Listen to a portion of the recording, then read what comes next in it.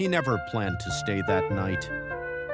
The rain had been falling since morning, thick and heavy, like the sky was trying to wash something away. Ethan stood by the window of his small apartment, watching the streetlights blur into streaks of gold and gray.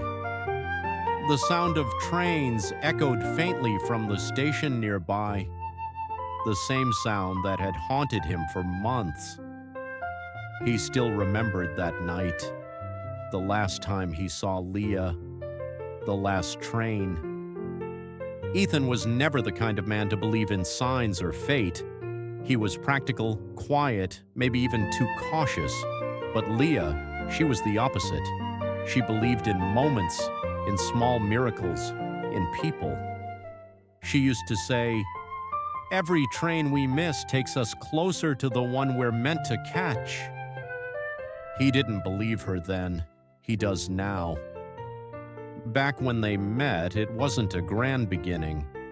It was a random evening at a cafe near the station, the kind of place that smelled like burnt coffee and rain.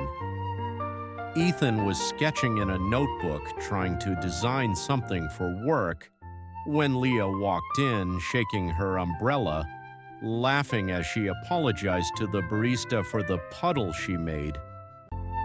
She noticed him sketching and asked what he was drawing. He said, "Nothing important." She smiled and said, "Then maybe it could be something important if you let it." That was Leah, always finding light in the quietest corners of people. They started talking, first about coffee, then about art, then about why people always wait for things that never come. She told him she was a photographer, not famous, but hopeful. She loved taking pictures of train stations, she said, because every goodbye there carries a story. They met again the next day, and the next, and then again until it didn't matter who asked who. They just kept finding each other.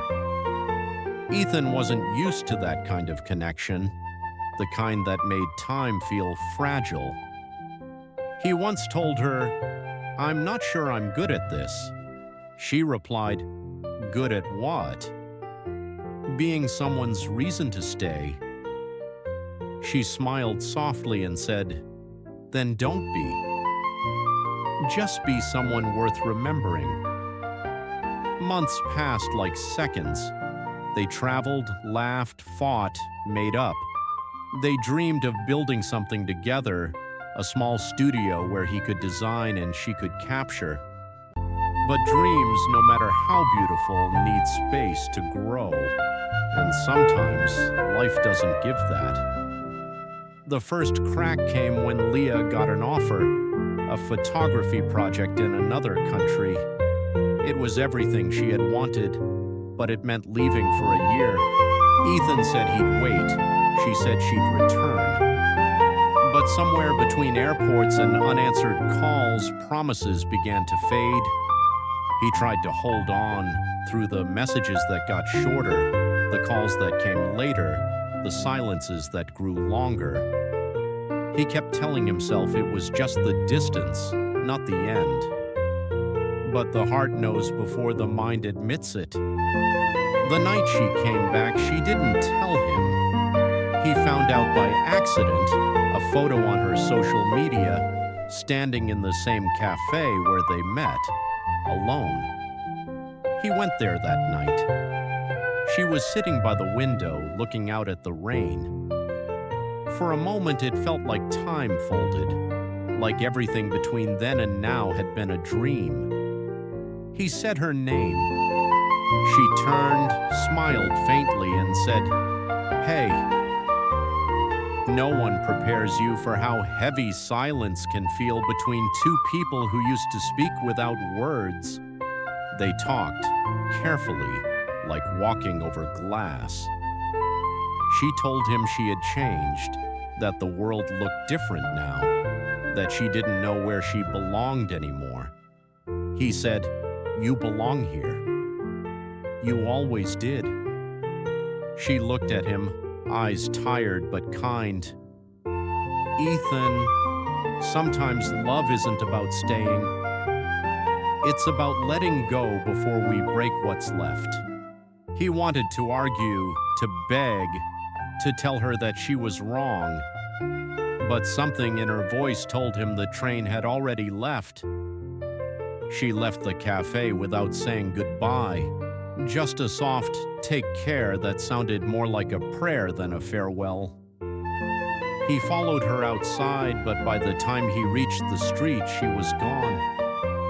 All he could hear was the train leaving the station, that echo, that sound that would never stop following him. Days turned to weeks. The rain stopped, but he didn't notice.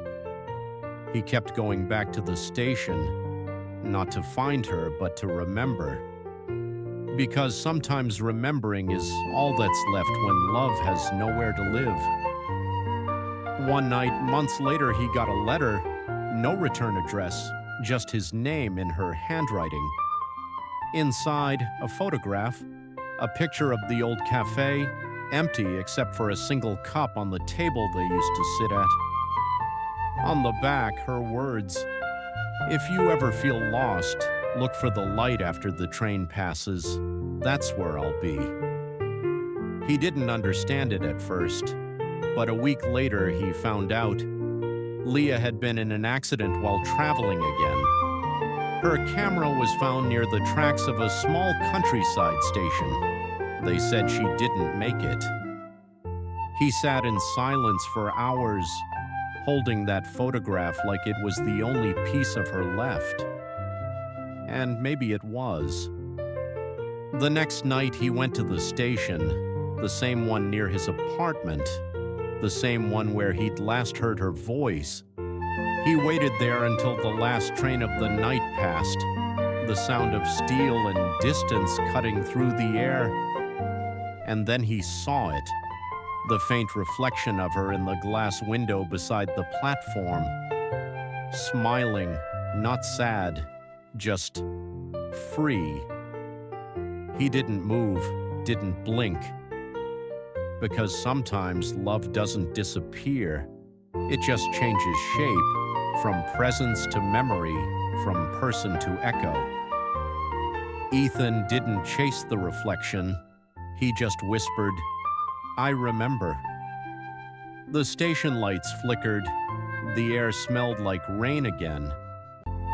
He walked home slowly, feeling the weight in his chest start to shift, not vanish, but soften. He never stopped loving her. He didn't need to. Love doesn't end when people do. It stays.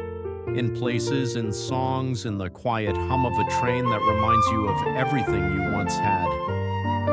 Years later, Ethan's apartment was filled with sketches and photographs, some of his, some of hers. He opened a small studio, just like they dreamed. He called it the Last Train Studio. And every year on the same night, he'd go to the station, not to wait for her, but to listen, to the echoes, to the rain, to the silence that once felt unbearable but now felt like peace.